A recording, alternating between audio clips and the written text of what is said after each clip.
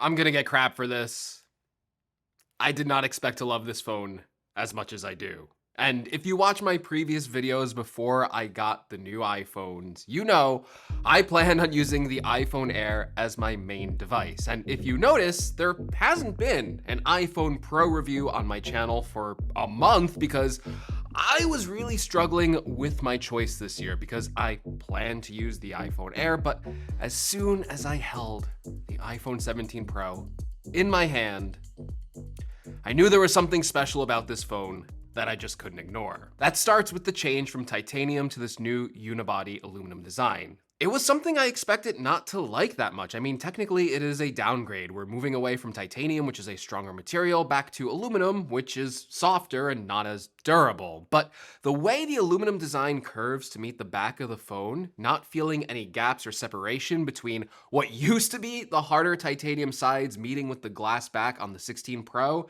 in comparison, this phone feels so soft and comfortable in your hand. So holding it, design-wise, it is kind of an improvement over what the 16 Pro had. And I also did not expect to like the more industrial look of the 17 Pro, especially when I saw the early leaks of it. I thought that giant camera bump on the back is something that Apple would never do. But after seeing the final design in the Apple presentation, I thought, oh, that looks way better than the leaks. And after seeing it in person, I was won over by how Apple leaned into a more practical and industrial design for the Pro model. Now, yes, I do have some durability concerns with this design, the major one being Scratchgate, and I can confirm, even on my model, I do have two tiny little wear marks at the bottom of the phone. Nothing major, and if this is the worst extent of the damage, I'll be perfectly fine with that. Like, I really can't even see it unless I really look close for it. So in terms of Scratchgate, this is like minor Scratchgate on my phone, and nothing else has happened bad with like the durability. And I feel a lot more confident with the scratch resistance on the front of the display this year, which seems very impressive based on the jerry-rig torture tests. Like it survived levels that it wasn't supposed to survive. But again, if this was just down to a design contest, I would still pick the Air over the 17 Pro. But as Apple reminded us during the keynote, design isn't just how it looks, it's how it works. And one of the reasons I wanted the iPhone Air prior to trying the Pro was because of the thinner design and the smaller size compared to my Pro Max model. And while the Air is much more manageable as a big phone because of that thin design, it still is a large size iPhone, and the 17 Pro, despite being thicker and heavier, is still a form factor that is smaller than the Airs.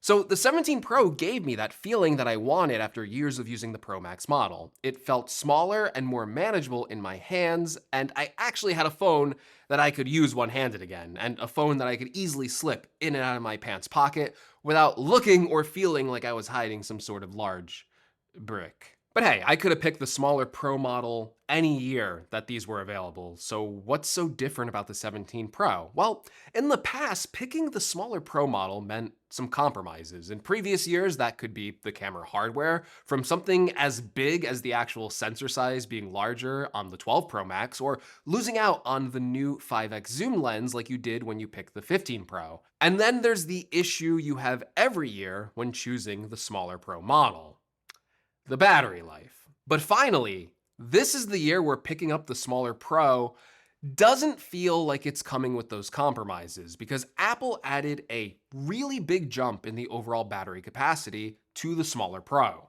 For me, that means this thing can handle more than 7 hours of screen on time with plenty of background streaming as well, or a day with really heavy camera usage, whereas other Pro models from previous generations would struggle to get me through a full day of use. And really, that is all I am asking for. Sure, if I went for the Pro Max model this year, I would actually get even more battery life than what I'm used to on my 16 Pro Max. And I'll admit there is some additional comfort thinking about getting that bigger battery, because as the battery ages, well, you can count on that battery performance for longer. But at least for now, the 17 Pro is in that sweet spot where it has the battery I need in the form factor I want. And if I do ever run out of battery, I love how the iPhones finally now get some really decent fast charging speeds. But I do still hate using wired chargers, so it's a good thing that the 17 Pro also supports fast 25-watt wireless charging speeds. But for that, you need a faster wireless charger. But there is a problem with fast wireless chargers, and that is that it does heat up the phone, which can damage the overall battery health of your phone, which would ruin the great battery life that I have on my 17 Pro. So I love that Anker came out with the world's first fast 25-watt wireless charger, complete with active cooling built right in. And you even get a built-in display so you can monitor your charging speeds and your charging temperature. This is from Anker's most advanced fast charging lineup, Anker Prime, and it shows. This charger has a beautiful, sleek, and modern design with smooth lines and a shiny metallic finish that looks right at home with all of my Apple products. This feels and looks very high quality. I just love how clean this setup is too. It's so much better than having 3 separate cables running, charging 3 separate Apple devices, and it's so hassle-free to just plop down my iPhone, my AirPods, and my Apple Watch on this one charger. Like I said before, the main 25-watt charger has a built-in fan which cools off your iPhone when charging at fast 25-watt speeds. This is so important because it prevents your iPhone from getting too hot, which can actually throttle fast charging speeds, and it actually protects the long-term battery health of your phone as well, which can extend the overall life of your device. The built-in display is also great. It lets you see how fast you're charging each device, and you can even change different modes to prioritize charging speed. So when it's midday and I need to charge my phone fast before I head out for a long night, I can hit the boost mode and charge up to 50% in just 22 minutes, which is faster than some wire chargers. That's crazy. Or if I'm going to bed and I don't need the fast charging, I can set it to sleep mode and silence the fans for 0 distractions. Anker's really outdone themselves with their Prime chargers, and if you want to pick this up, check out the link in the description for a special discount, and thank you to Anker for sponsoring this video. Now, overall, in terms of my day-to-day use with the 17 Pro, besides battery life being better, there are also a few other improvements that I like that Apple has fixed with the previous model. Like I mentioned before, the aluminum design was done in part to help better dissipate heat to actually give the phone better performance, but that's also paired with the vapor chamber cooler. This is the first time Apple has done vapor chamber cooling on a phone, and it does help with the phone's thermals. Now, I'm not doing anything too stressful on my device. Some occasional gaming for testing is probably like the most I've stressed out this phone in real world usage. So in real world usage, not stress tests, I'd say this phone never gets hot. But I have noticed that it can get warm more towards the bottom of the phone because the heat has an easier time moving through the aluminum, which is kind of the whole point. So unlike my 16 Pro or even my iPhone Air, which can get very hot at certain areas on the phone, the Pro has a more uniform warmness to it when it does, which admittedly is not too often. Now, I did do an artificial test, an actual stress test, where I recorded over 45 minutes of 4K 60 video to see if I could make the iPhone hot. And yeah, this thing still got very hot during something like that. So vapor chamber, it helps, but I want to illustrate that it's not really a magical cooling device. Like, you can still heat up this phone. Other than that, the display is nice. I do like the extra 3000 nits of brightness in outdoor use. It's a lot more legible, and it doesn't appear to throttle that brightness as aggressively as older models. I'm gonna thank the vapor chamber cooler for that, but I am a little disappointed by the new anti-reflective coating on the display. It helps a little bit, but it's not a huge improvement. But the crazy thing is that this new display is on every single iPhone model this year. Like, the Pro no longer has an exclusive display feature. Every iPhone 17 model is the same. So it's not really helpful to talk about that in why I picked the iPhone 17 Pro over something like the iPhone Air. Even the selfie camera, which I love on the 17 Pro, it's a big improvement over the 16. I love how it can change like the aspect ratio, and just the quality overall on it I think is really good. Again, is on the iPhone Air. It's on the iPhone 17. So when I'm trying to illustrate what's really different about the 17 Pro, well, that does come down to what it comes down to every year, and that is the camera system. Now, like last year, I actually think the main camera and the ultra wide angle camera perform very similarly. And honestly, when I compared it to like the regular 17 and the iPhone Air, the main cameras on all of them performed pretty much the same. So I really didn't pick the Pro for that reason alone, but I have to say, I did pick it for the new 4X lens, which I like a lot more than I thought I would. Now, before I started using this, don't forget, I was using the Pro Max model last year, and that did have the 5X lens, which at times could get some really nice pictures. But the lens optically and resolution-wise, because it was a 12 megapixel sensor, just looked a lot softer compared to the main camera, and it was noticeable to the point where even if I could use the 5x lens, I would try my best not to. I would walk closer to a subject, use the main wide-angle lens because it just produced a much more detailed photo. The interesting thing is that Apple didn't include a 5x lens on the Pro this year. It's actually a less zoomed in 4x lens, but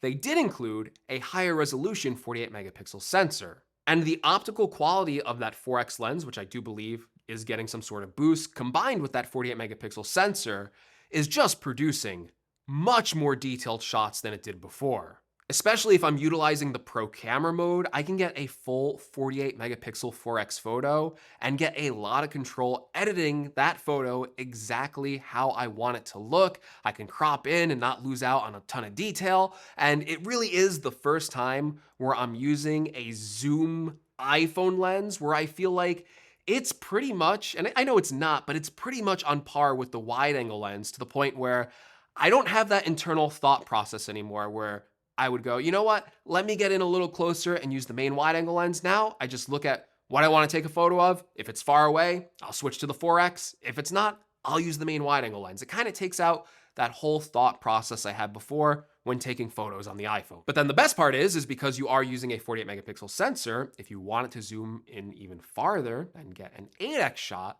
well, you can now because you can crop into that 12 megapixel sensor, just like Apple does with the 1X lens going into the 2X lens. And now you have what Apple calls like an optical quality 8X lens. It's not really optical quality, but hey, it's giving you farther reach and a more detailed photo than the previous iPhones ever could. And that is what ultimately pulled me over to the 17 Pro this year. Based on my experience with the 16 Pro Max, I thought it would kind of be easy to give up the additional camera lenses, but there were just too many situations during my month-long use going back and forth between this phone and the iPhone Air where I missed out on not having the new zoom lens on the Pro. There are times where I'm at a concert and I wanted to zoom in a little to get a photo of someone on stage, and the Air couldn't do it. And if I had my Pro, well, I know I would have gotten a really clean shot. And I missed just the general camera system. I missed having ProRes video as an option. I miss being able to take ProRAW photos.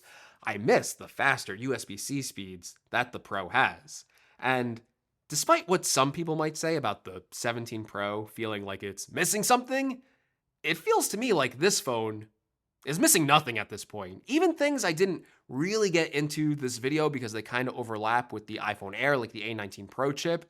I mean, the performance on these phones are so fast. It's so speedy. It's so quick to open an app. Apps stay open in the background for a while. And the enhanced cooling on this thing means it just doesn't miss a beat anymore. It is without a doubt the best smartphone that I have ever used, the most complete smartphone that I ever used, which sounds silly because of course the new iPhone is going to be better than the last one. But every year I come here, I make a video, and I usually have like a small list of upgrades I would like to see added to next year's phones.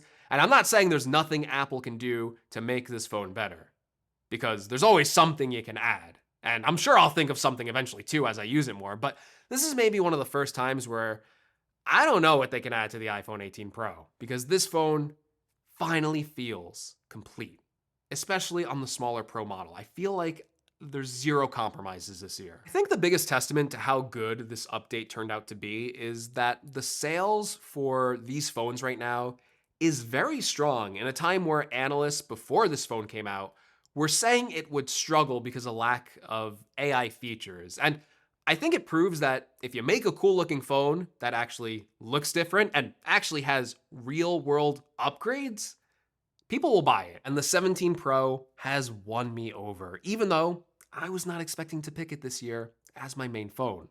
I did. So I think that is the ultimate testament to how good the 17 Pro is. But let me know, what do you think about the iPhone 17 Pro and the entire iPhone lineup in the comments below? Let me know what model you picked, and let me know if you agree with me. It's always nice when people agree with me. So yeah, also give me a like. I got to 400,000 subscribers. I could always use more, but yeah, thank you so much for 400,000. Means a lot to me. I'm not giving up though, because I want to get 1 million, because I want the shiny gold play button so I can show it to my mom and say, look, mom, I didn't need to be a doctor. I'm a YouTuber.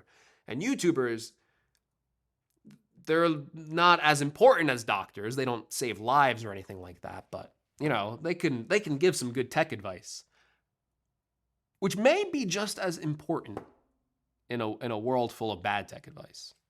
So I'm not a doctor, but you should be proud of me anyway, Mom. I'll catch you all in the next one.